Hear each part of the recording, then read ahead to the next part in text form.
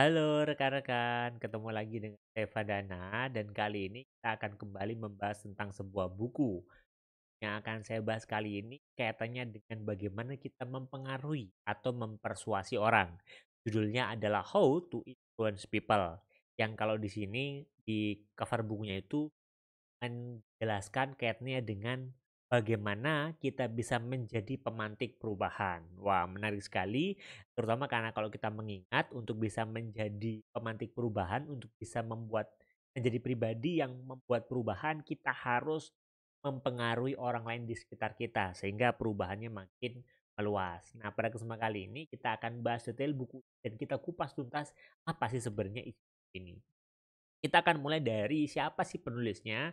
Buku ini ditulis oleh dua orang. Yang pertama adalah John C. Maxwell, ini yang sudah cukup terkenal sekali. Dan saya yakin teman-teman yang sering baca buku kaitannya dengan program pengembangan diri, yang itu kaitannya dengan kepemimpinan, seringkali melihat atau mendengar nama beliau ini. John C. Maxwell adalah seorang pendeta, pembicara, dan penulis Amerika yang saat ini telah menulis banyak sekali buku. Beliau sangat produktif, terutama buku-bukunya ini berfokus pada bagaimana meningkatkan kualitas kepemimpinan kita. Organisasi yang dipimpin oleh John C. Maxwell ini telah melatih lebih dari 2 juta pemimpin di seluruh dunia dan setiap tahunnya ia secara berkala berbicara di hadapan para pemimpin 500 Fortune 500 gitu ya dan para pemimpin pemerintahan internasional dan bahkan dia juga sering berbicara di kalangan National Football. Dan di buku ini dia nggak menulis sendirian, dia berkolaborasi dengan Jim Dornan gitu ya, yang merupakan pemilik dari Network 21 International dan juga merupakan pengusaha yang visioner.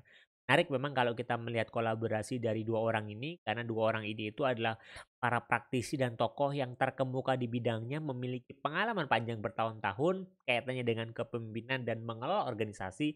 Dan di buku ini mereka berdua saling sharing, saling berbagi pengalamannya untuk membahas kaitannya bagaimana kita bisa mempengaruhi orang dengan lebih baik.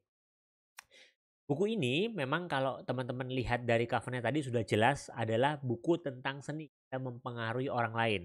Karena banyak orang yang seringkali merasa bahwa untuk bisa mempengaruhi orang lain, kita itu harus memiliki kekuasaan, kedudukan, dan juga popularitas. Artinya apa? Kalau kita saat ini tidak memiliki ketiga hal ini, kita tidak populer, kita nggak punya kedudukan, dan juga kita nggak punya kekuasaan, maka akan jadi tantangan besar bagi kita untuk menjadi seorang pemimpin. Ini adalah anggapan yang berlaku umum dan sering sekali ditemukan di sekitar kita. Menariknya adalah di dalam buku ini justru dijelaskan bahwa siapapun kita, tidak peduli kondisi kita, tidak peduli situasi kita, pada dasarnya kita mampu mempengaruhi orang-orang di sekitar kita. Wah, seperti apa nih contohnya? Dijelaskan lagi di buku ini bahwa secara nggak sadar dalam kehidupan sehari-hari, kita itu sudah memiliki naluri untuk mempengaruhi orang lain di sekitar kita. Contohnya adalah coba kita lihat ada 4 atau 5 orang terdekat di sekitar kita, dan di antara rekan terdekat kita tadi pasti ada yang seringkali minta masukan kepada kita dan kemudian kita berikan masukan gitu ya. Dan ketika kita berikan masukan, arahan, kemudian feedback ini kemudian dia mendengarkan dan melakukan apa yang kita sampaikan. Maka artinya orang-orang itu sebenarnya mengikuti kita bukan?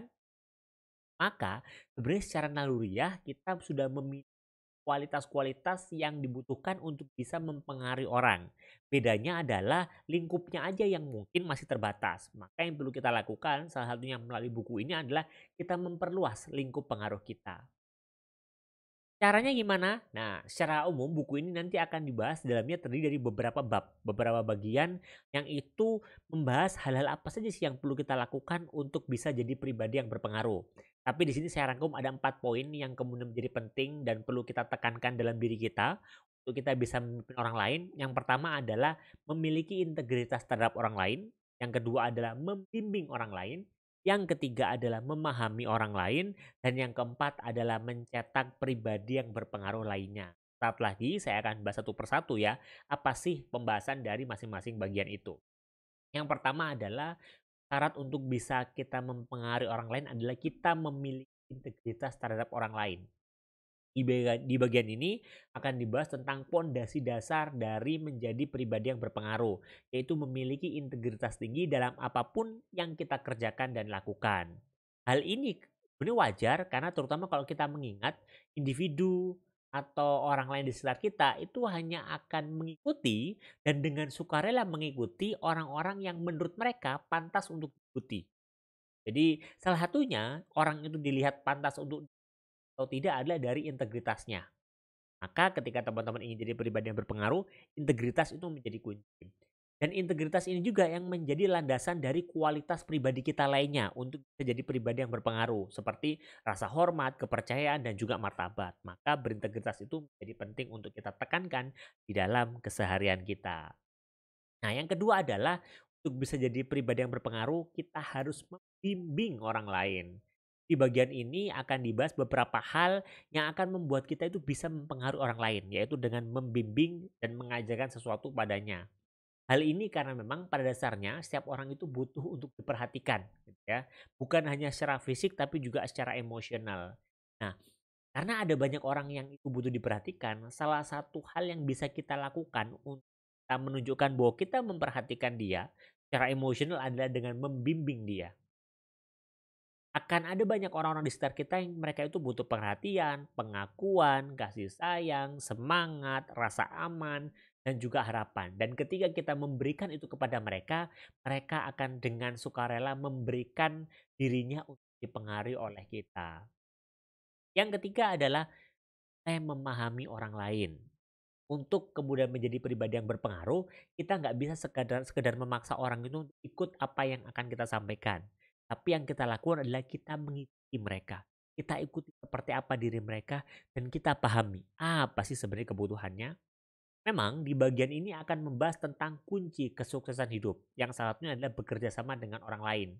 Untuk bisa bekerja sama dengan orang lain, jelas kita harus orang lain yang akan kerjasama dengan kita.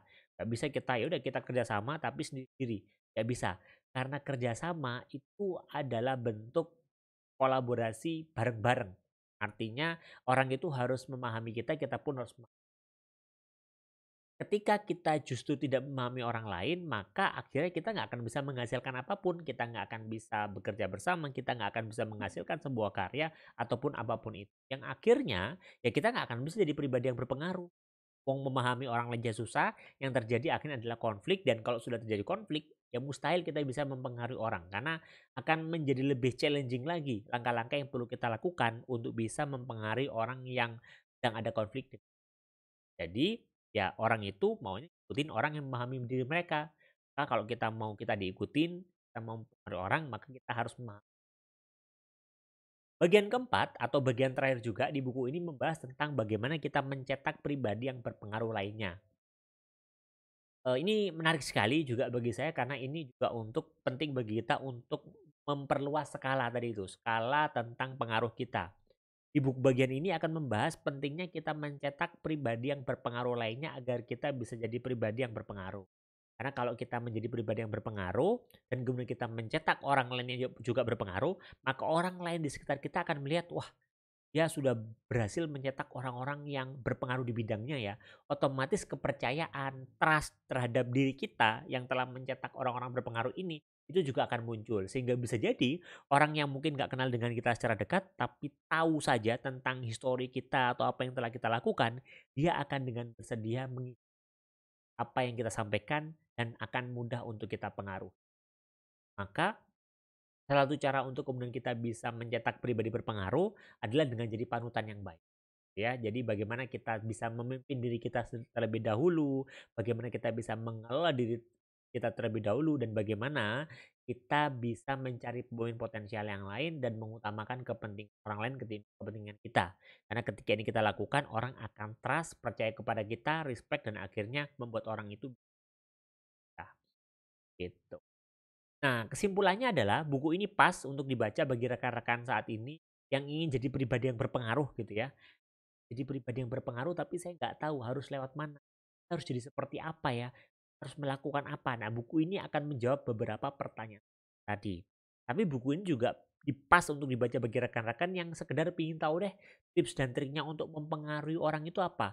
Bagaimana kalau kemudian saya itu tenaga penjual dan saya mempengaruhi orang lain. Buku ini juga bisa menjadi salah satu jawabannya karena di sini mengajak orang dan mempersuasi orang tanpa orang itu terpaksa. Maka ini menjadi buku yang perlu teman-teman baca untuk menambah insight dalam keseharian.